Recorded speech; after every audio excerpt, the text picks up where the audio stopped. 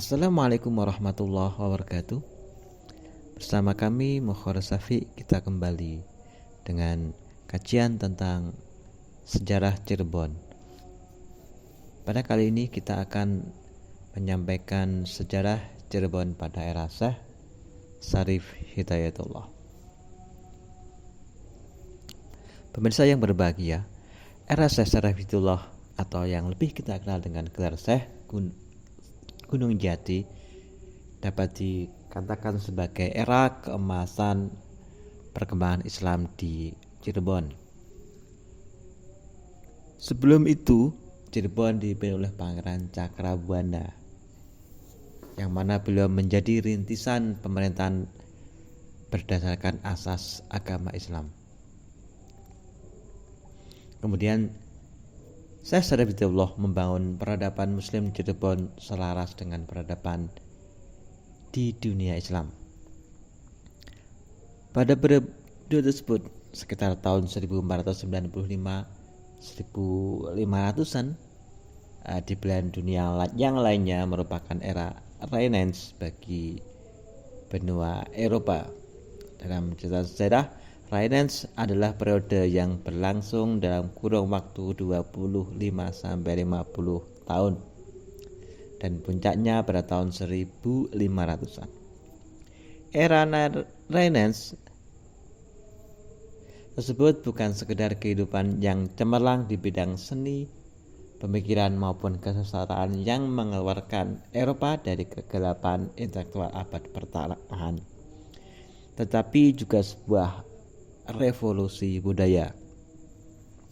Sekalipun peristiwa tersebut tidak berhubungan langsung dengan Cirebon atau dengan Syekh Syarif Hidayatullah, tapi dalam konteks sosial, budaya, ekonomi, dan politik, perkembangan pada saat itu menarik untuk dilihat sebagai satu kesatuan yang tak terpisahkan, sehingga dapat membaca Sunan Gunung Jati tidak hanya seperti yang selama ini dikenal dalam legenda ataupun mitos.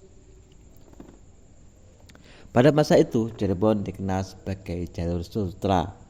Adanya pelabuhan Muara Jati sebagai lalu lintas utama di kawasan tersebut telah menjadi arena perdagangan internasional. Pelabuhan yang ramai dan jalur utama transportasi dengan wilayah-wilayah lainnya menyebabkan kota tersebut tampil dengan keterbukaan dan menerima atau paling tidak tempat persinggahan dari setiap budaya, gerakan, pemikiran yang melintas kawasan tersebut. Keterbukaan itu pula yang terjadi pada diri Syarif Hidayatullah selama memimpin di Cirebon, meneruskan para pendahulunya. Beliau Syekh Syarif Hidayatullah sendiri dilahirkan di Mesir pada tahun 1448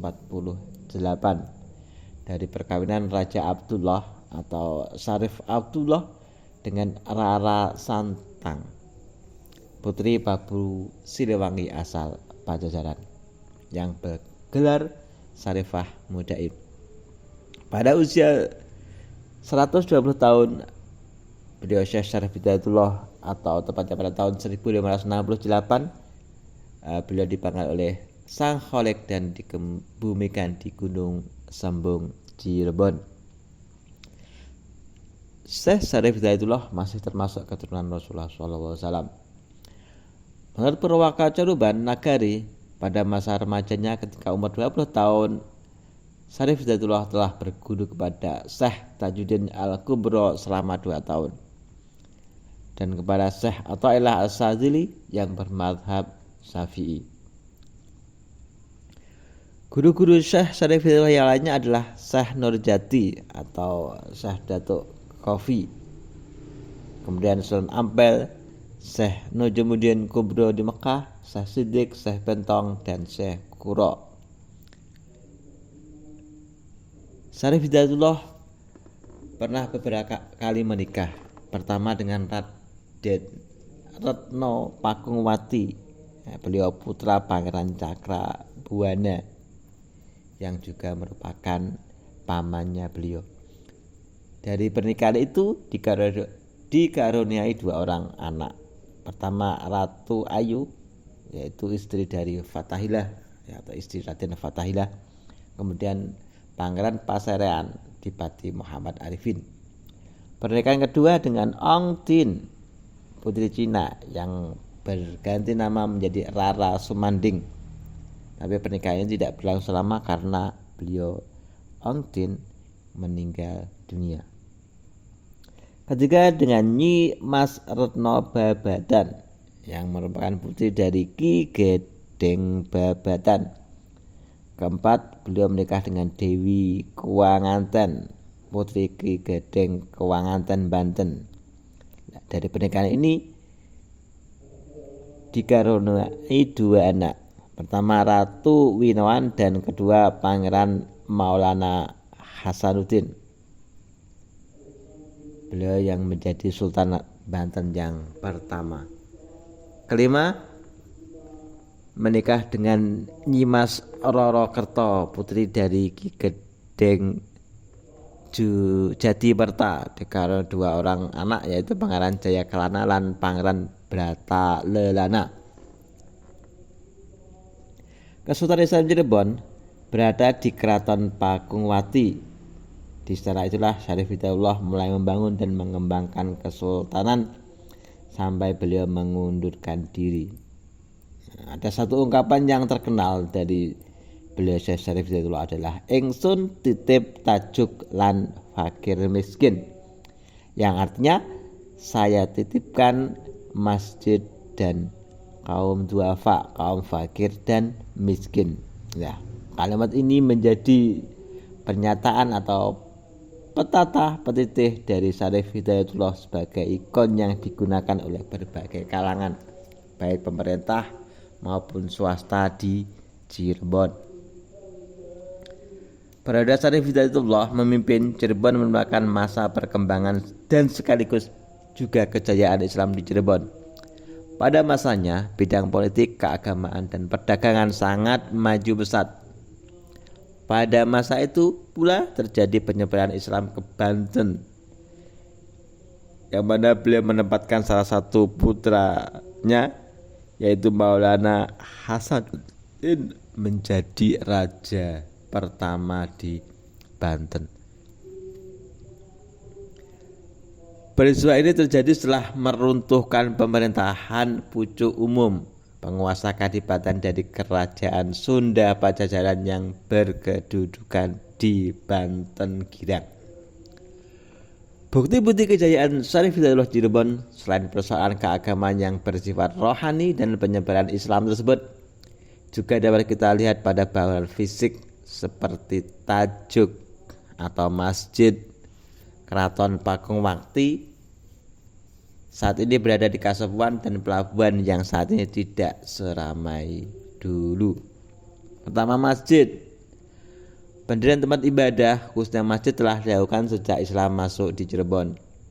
Untuk kepentingan ibadah dan pengajaran agama Islam, Pangeran Cakabruana kemudian mendirikan sebuah masjid yang diberi nama Sang Tajuk Jolograha. Jolo itu artinya air dan graha ada artinya rumah. Masjid ini merupakan masjid pertama di Tatar Sunda dan didirikan di pesisir laut Cirebon. Selain itu terdapat beberapa bangunan masjid pada masa Syarif Hidayatullah yang sampai hari ini diakui keberadaannya, yakni Masjid Merah Panjunan dan Masjid Agung Sang Cipta Rasa.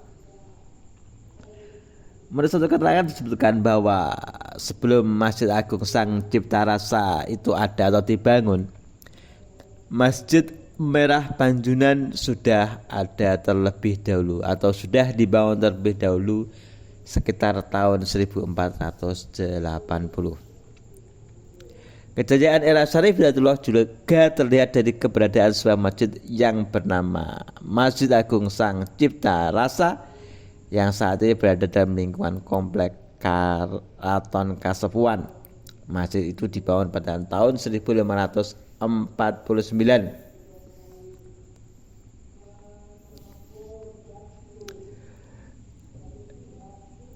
Jika seperti tulis dalam Candra Sangkala yang berbunyi waspada panebeha yuganing ratu bermakna 1500.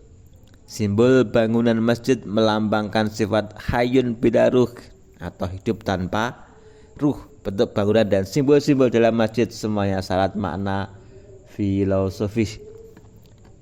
Yang kedua, keraton atau dan sistem pemerintah Cirebon. Sejak serah terima dari Pancakabuana, Syarif Hidayatullah tinggal di Keraton Pakongwati.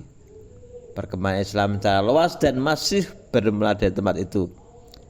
Berbagai perubahan sistem pemerintahan yang berdasar nilai Islam mulai diterapkan. Keaktifan dakwah Islam Syarif Hidayatullah tidak melupakan penataan pemerintahan di sekitar. Hal ini pula merupakan konsekuensi dari bagian dirinya sebagai anggota dakwah dari Wali Songo. Dan kemudian karena menjadi bagian dari Wali Songo, Syarif Hidayatullah di akhir hayatnya lebih memilih menjadi seorang ulama daripada penguasa dalam pemerintah.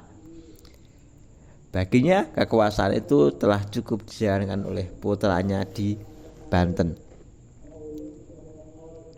Mempertimbangkan hal tersebut, Syarif Hidayatullah menyerahkan kekuasaan pemerintahan di Cirebon kepada Pangeran Paserean pada tahun 1528 sampai 1552. Paserean merupakan putra Syarif Hidayatullah dengan Nyai Tepasari.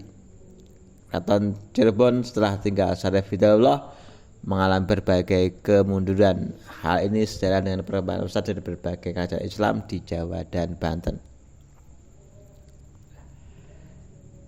Kemudian yang ketiga adalah pelabuhan sebagai pusat perdagangan. Peninggalan dari Syarif Hidayatullah yang menjadi jalur sutra perdagangan dunia internasional adalah pelabuhan. Pelabuhan Cirebon diduga berdiri seiring dengan kelahirannya Cirebon pada tahun 1371 sebagai kota pantai. Cirebon merupakan pusat perdagangan untuk daerah sekitarnya. Selain itu, kota Cirebon juga menjadi alternatif kota pelabuhan terpenting di pantai utara Jawa setelah Jakarta dan Semarang. Pelabuhan Cirebon merupakan pelabuhan yang memiliki peran strategis dalam perdagangan sejak masa Syarif Hidayatullah masih berkuasa. Kapal-kapal asing yang mengangkut barang-barang niaga dari dan ke luar negara pernah meramaikan pelabuhan ini. Pemandangan ini pun masih bisa kita temui hingga saat ini. Bila kita berjalan di sore hari, maka akan kita saksikan puluhan kapal-kapal besar tengah bersandar di dermaga. Demikian sekelumit sejarah tentang Cirebon pada masa era Syekh Syarif Hidayatullah. Assalamualaikum warahmatullahi wabarakatuh.